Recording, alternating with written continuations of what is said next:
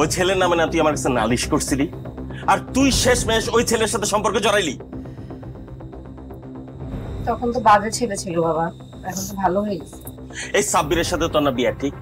ঠিক না? এটা তুই জানোস না? তুমি আমাকে জিজ্ঞেস করে বিয়ে ঠিক করো নাই, তুমি নিজে নিজেই ঠিক করছো।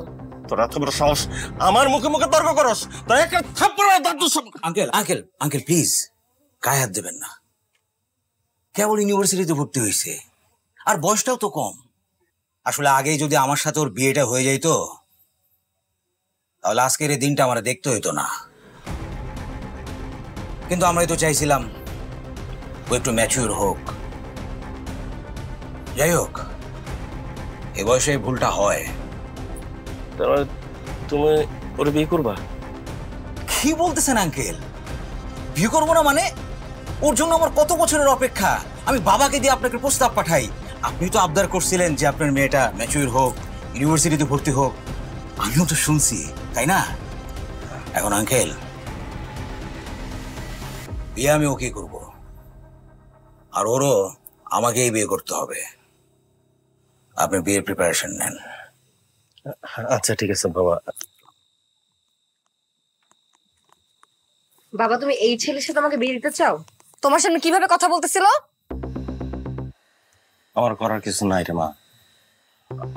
আমাদের পার্টির জেলার সাধারণ সম্পাদক, ওর আপন ভাই এমপি, আর ও সামনে উপজেলা নির্বাচন করব।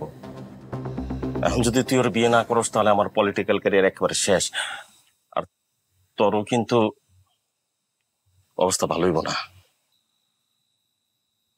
এই বিয়ে আমি করব না বাবা। রাকিবের পরিবারটাও কিন্তু ভালো।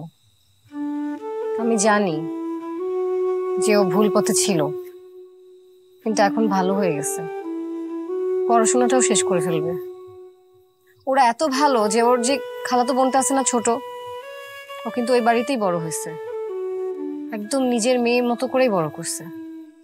আমি মা অসহায়, আমি জানি রাকিবের পরিবার খুবই ভালো, ছেলেটাও বদলাই গেছে, কিন্তু মা আমি একেবারে নিরুপায় মা।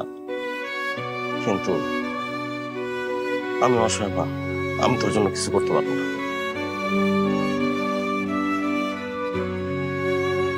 তোমার সুবাস মিশে থাকতো বালিশে।